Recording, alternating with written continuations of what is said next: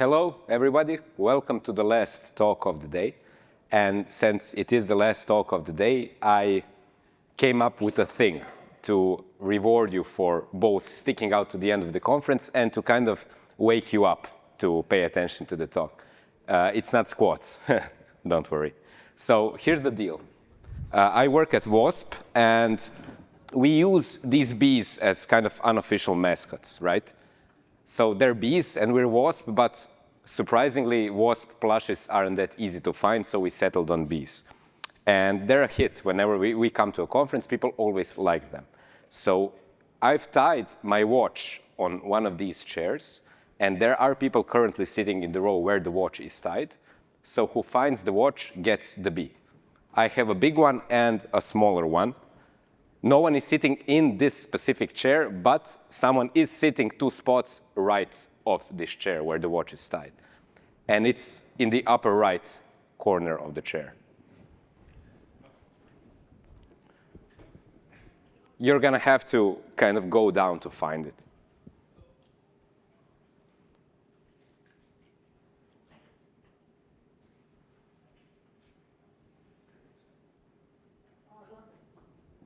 Found it? I'll give you a moment. Yes, perfect. You can stay in your place. We're going to do the exchange after the talk. What's your name? Tom. OK, perfect. Right, so hopefully I have another bee there. There is going to be a chance to win the other one as well. The talk, this is the final talk of the day, so we're going to make it short and sweet. I'll try to make it as fun as possible. I'll start by saying that I absolutely love TypeScript. It's easily my favorite language both to use and learn about. But I will admit there are times when it feels like TypeScript's one and only goal is to delay my release at all costs. And what do I mean by this? I mean that my code is working perfectly well, but for some reason TypeScript refuses to compile. And I want to make the release, so what do? Well, I go for some of these bad boys here. And sure enough, it does get my build to pass, but of course this is not the way you're supposed to do stuff, right? I know it's bad, so I promise both myself and the rest of the team that I will do it right after we do the release. Now, whether this happens or not is an entirely different story, but have you been in a similar situation before? Yes, so there are a lot of hands in the air, because as wonderful as TypeScript is, it can be pretty frustrating. But with the right perspective, these tiny frustrations we have with the language can become, let's say, points of appreciation. The key word being perspective. So let's start with a story about perspective. Imagine you live in a cave, and your neighbor is a dragon. Now, you don't always get along with this dragon, and this is mostly because the dragon has a nasty habit of getting into fire-breathing frenzies. So on some days, it just starts spewing fire all around your cave, right? So naturally, you get pretty hot, you dislike the heat, so you start resenting the dragon. But you don't know the full story, because the dragon isn't just spewing fire for kicks or to annoy you. It's actually doing its best to protect you from a horde of zombies going into your cave and trying to eat you. Of course, you know nothing about this. All you feel is the heat. In this story of ours, you are you, the dragon is TypeScript, and the zombies, they're all the stuff, and I mean besides type checking, all the stuff TypeScript takes care of for you without you even knowing, which is coincidentally the topic of this talk. My goal today is to make you see the metaphorical zombies instead of just feeling the heat. The title of the talk is Treat the Compiler with Compassion, and after you hear it, that's exactly what I hope you do. First, who am I to tell you how you should treat the compiler? Well, as it turns out, I'm a big compiler fanboy. I got hooked back in college building my own languages and have been working on compilers one way or the other ever since. Currently, I work at Wasp. We're building a full-stack web framework for the JavaScript ecosystem. And we also have a compiler of our own, like everything in JavaScript these days, right? But I'm a big fan of languages in general, especially those with amazing type systems, like Haskell, which I teach, and like, of course, TypeScript, which I probably use most often. Getting back to TypeScript, like I said, when I'm using it, I don't always look this happy. Sometimes I look more like this. And this is hardly a good look for me, so I decided to get to the bottom of it, understand the language the best I possibly could to get rid of all the tiny frustrations I have with it, right? Today, I want to share some of what I've learned with you. So let's start by asking ourselves, why do we get frustrated in the first place? The answer, on a surface level, is pretty simple. It's because we don't get what we want. And we want a lot from TypeScript. We want much more than is actually good for us. TypeScript, by the way, knows what's good for us better than we do in most cases, but I'm getting ahead of myself. Let's first see what is it that we want from TypeScript, or at least what we think we want from TypeScript. Here's some JavaScript code. It's perfectly valid in terms of syntax, but there is an error that's going to cause it to crash in runtime. Try to spot the error and raise your hand when you see it, so I know, OK, that was pretty fast, right? It's a classic error. Instead of a month, we asked for a moth. We want TypeScript to flag this error, and then after we fix the typo, we want the error to go away. There shouldn't be anything groundbreaking just yet. I do have more interesting points to make, but yes, if the code has type errors, we want TypeScript to report them. If the code doesn't have type errors, we want TypeScript to stay quiet. Lastly, and this one is going to sound most basic, we don't want the compiler to crash or hang while doing type checking. So either tell me there are errors, tell me there are no errors, and there shouldn't be a third option where the building burns down or something. These are the three things we want, so it's safe to say we want them consistently, which just means that TypeScript should always report all type errors, never hallucinate errors that aren't there, and never crash or spin indefinitely. Now, when you look at this, it doesn't really sound like much, does it? In fact, you might say it sounds like the bare minimum you'd expect from any compiler anywhere. But as it turns out, these three properties are much less common in compilers than you may think. And we even have a fancy mathematical term for each one. So, for example, if a compiler always reports all type errors in compile time, we say it is sound.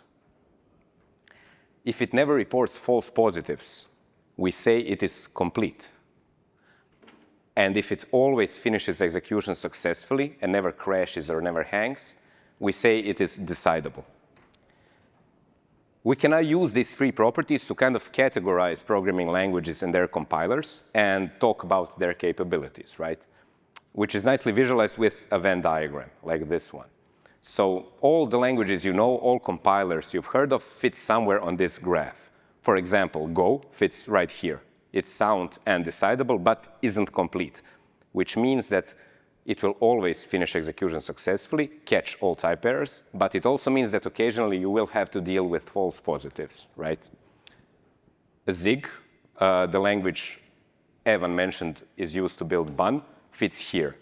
So it's sound, but it's neither decidable nor complete. And now I'll give you a couple of moments to think about where on this picture you think TypeScript fits in. Raise your hand if you think you know the answer. OK, there is one hand up. We'll see if you were right in just a second. So since I've been saying how great TypeScript's type system is, it makes perfect sense that TypeScript sits right here, completely outside of all the free circles we just talked about, being neither sound nor complete nor decidable. Were you right? Yes? Oh, OK, almost. We'll see why that's not the case. Right, so what does this mean for us? To understand what it means for us, we just need to invert the definitions. So it means that TypeScript often reports type errors, but might miss one here and there. It sometimes reports errors that don't exist. And surprisingly, sometimes it even can't give a verdict on our code. It sounds kind of strange, but it also perfectly aligns with our frustrations with the language. Because we get angry either when TypeScript fails to catch an error we get in runtime, which happens because TypeScript is not sound, or because we have to fight the compiler into accepting code that works, which happens because TypeScript is not complete, or because the compiler straight up can't tell us anything about whether our program type checks, which happens because TypeScript is not decidable. Now, an important note on the last one, when I say that the compiler crashes or spins, I don't mean that there's a bug. I mean that the type system is so powerful that it's mathematically impossible to create a compiler that type checks all programs. The technical term for this is saying that the type system is Turing complete. But that's a whole talk in itself, and it doesn't really happen all that often, so we won't be discussing decidability in the talk. I'm more than happy to discuss it after the talk, so come look for me in the hallway. The first two, on the other hand, do happen quite often and are a major cause for frustrations. And I told you at the beginning that I would convince you that these two are not flaws and that they're actually desirable. So let's start with the more outrageous one and explain why TypeScript is not sound. Why doesn't it catch all type errors in compile time? When I first learned about this, I was sure it was a mistake, an accident.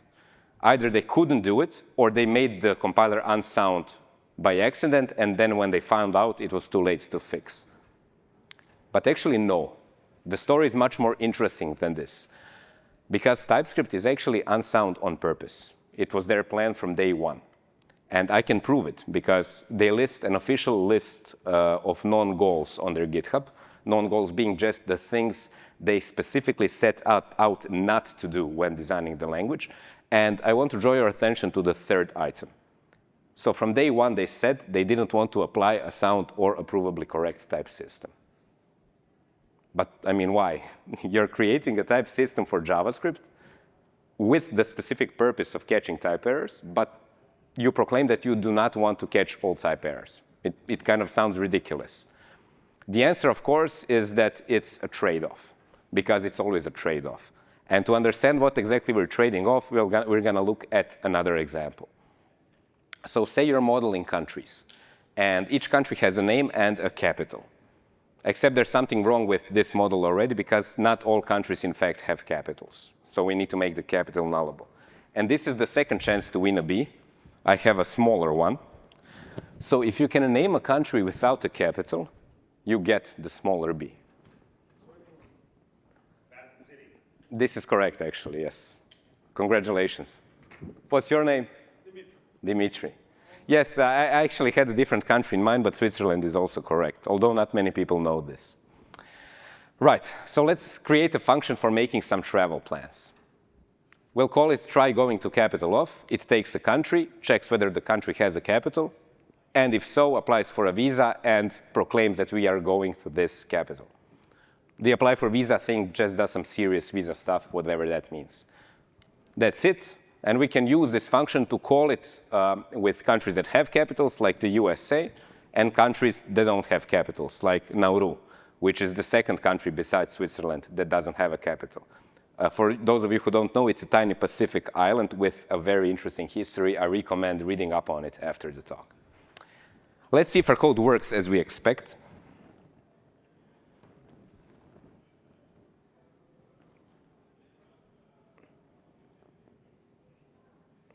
Taking a while to load.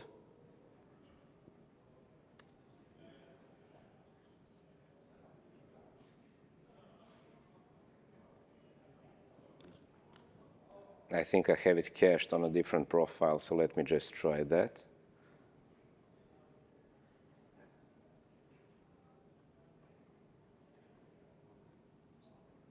OK, here it is.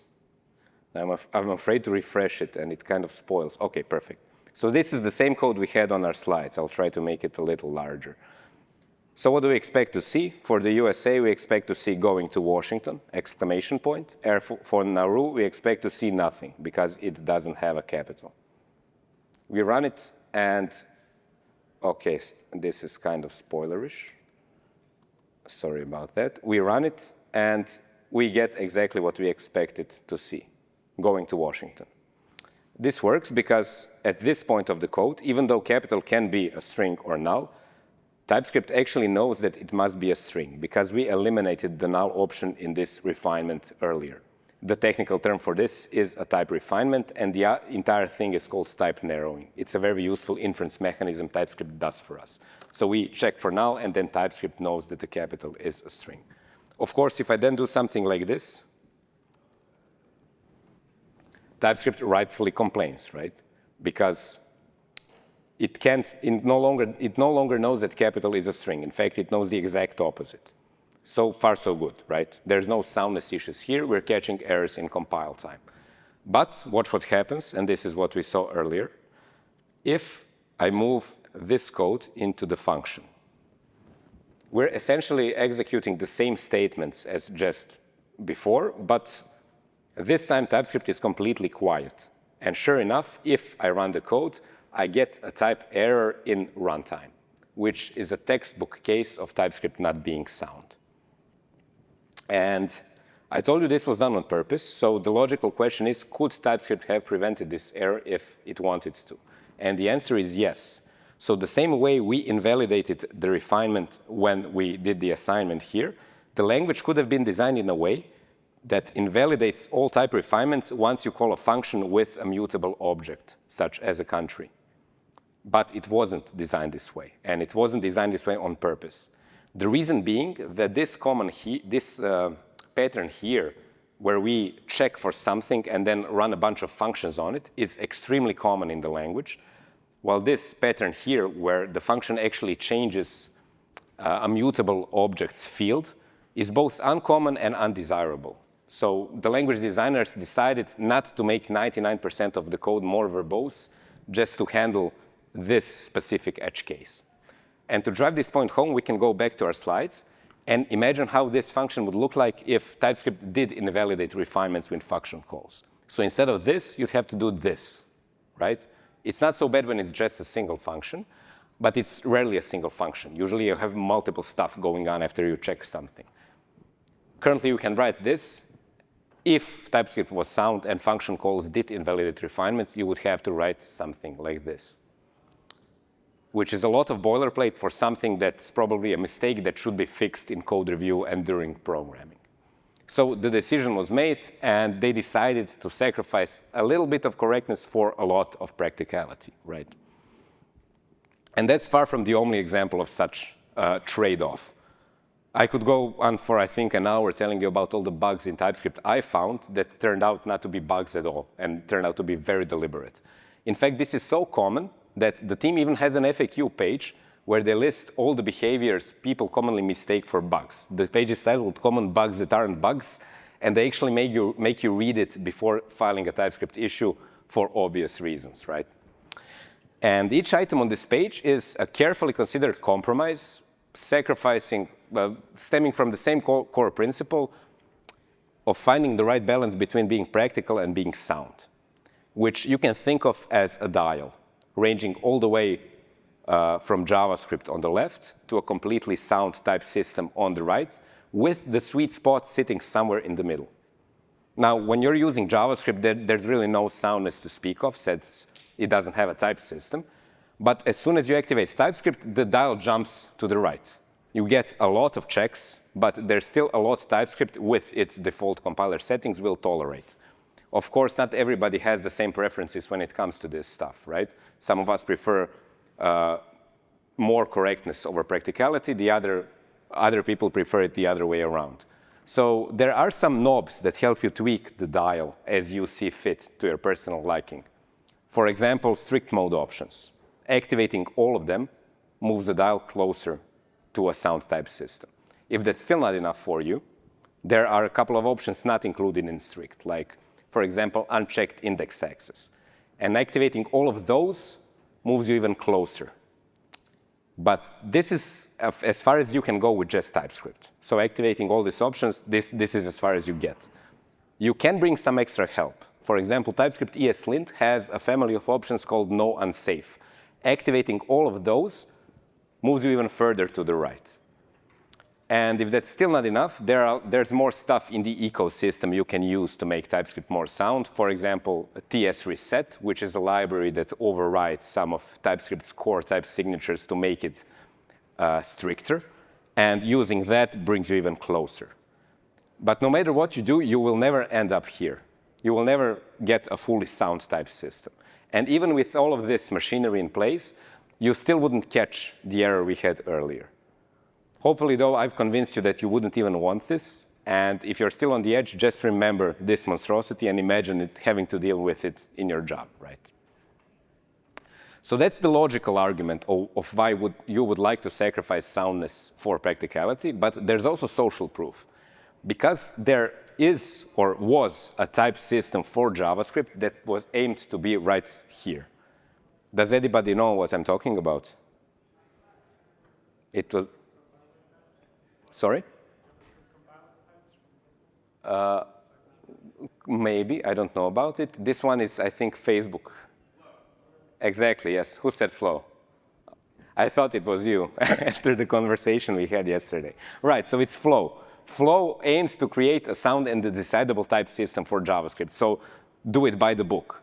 But you all know how that ended up. TypeScript, in the end, won because the industry has decided that the compromises TypeScript made more sense for the applications of JavaScript. Perfect. So hopefully that settles why you wouldn't want TypeScript to be a completely sound type system. But what about the other way around? Why do you so often have to fight the compiler into accepting code that works? Why is TypeScript not complete? I won't tease the answer this time. You already know it's a trade-off, so let's jump right into the example to explain it. We have two functions, one for setting the language of a country and another one for setting the population. The population is a number, the language is a string. You might do something like this in JavaScript, which is perfectly reasonable and works perfectly well. But as soon as you activate TypeScript, you get not one, but two type errors.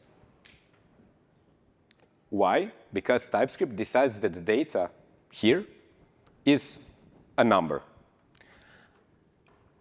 And then later, when you want to assign a string to the number, to a variable that's meant to hold numbers, you get an error. The other error is something similar.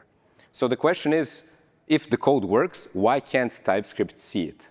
And it can see it, but it's going to require some compiler wrestling.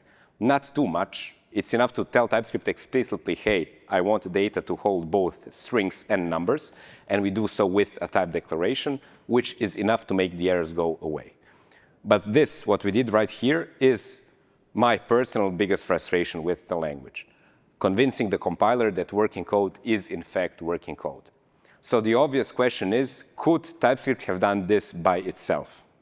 And the answer is yes, it absolutely could have. In fact, there are languages that do it. For example, Haskell does it. It could just look at the code, see, hey, this guy is first assigning numbers to a variable, he's then assigning strings to a variable. Obviously, he wants the variable to hold both strings and numbers. So why didn't it do it? This time, there are two reasons. The first reason is that limiting type inference to just the definition side makes the code much easier to reason about, both for us and for the compiler. And the second reason, which is much more interesting, is that TypeScript is kind of opinionated. So the language designers took the opportunity to bake some best practices into the language by making undesirable patterns, such as this one, difficult to use. So when you think about it, TypeScript is not only doing type checking. Occasionally, it also tells you, hey, you're supposed to do this differently. With its errors, it's trying to make you a better programmer, right? In this case, it doesn't really want you to add a declaration. I mean, sure, it works, but it's kind of ugly. What it really wants you is to do this, and then type inference works flawlessly. Of course, in the real world, you wouldn't have hard-coded values. You'd have like an API call or a function returning the data you actually need. But hopefully, you get the point. The point being that you shouldn't use a single imprecisely named variable for holding all types of data. So TypeScript wasn't bullying us. It was actually giving us some tough love and trying to make us better at what we do. So we've now seen why TypeScript is both not sound and not complete. We understand that they're both trade-offs, one sacrificing correctness for practicality and the other one sacrificing power for simplicity and sometimes even quality.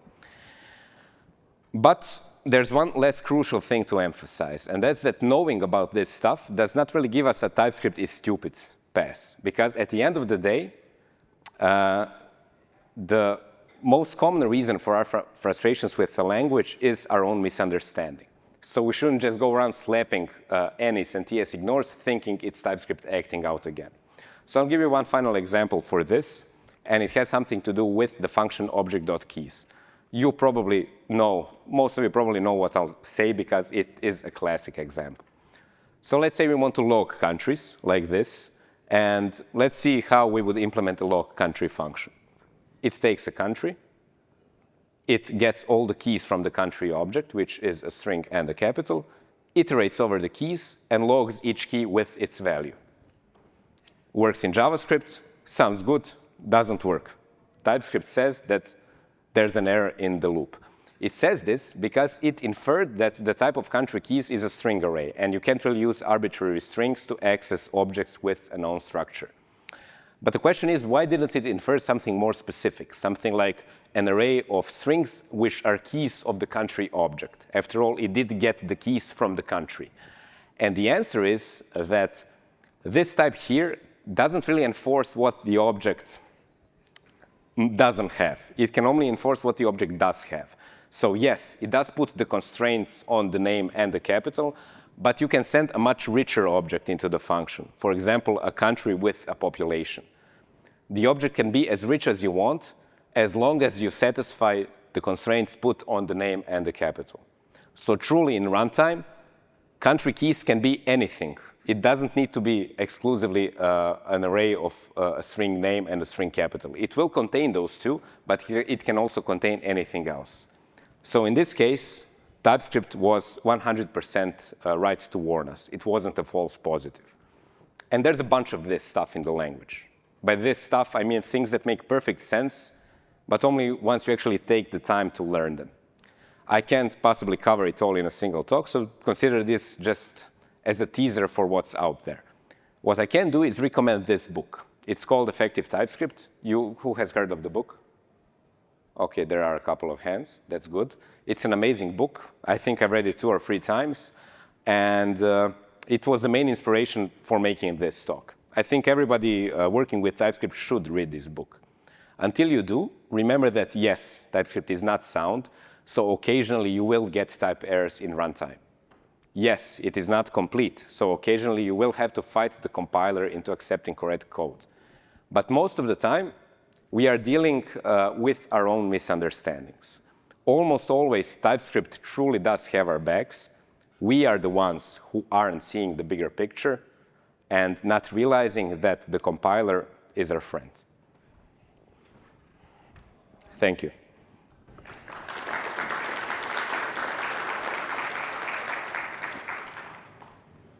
The timer hasn't started, so I'm not sure whether we have time for questions. Yes? No? We have, so you can go ahead and ask them either now or later in the hallway. Yeah, go. Right?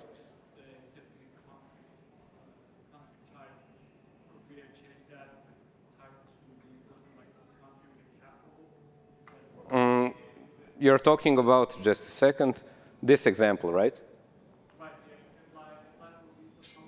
Right? So that type, instead of using the country type, it makes sense to use a different type that says country with a capital and just ensures that there's a capital, and then line 17 would be an error. Yes, you could do this.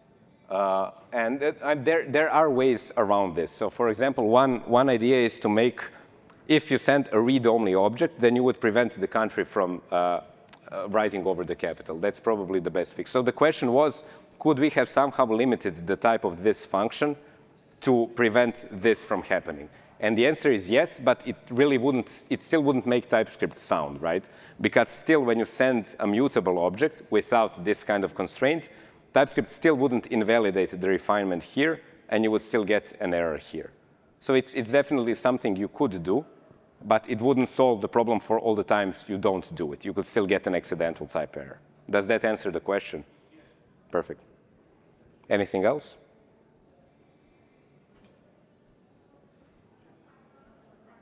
OK, that's it. If you want to discuss something else, I'm in the hallway. Thank you.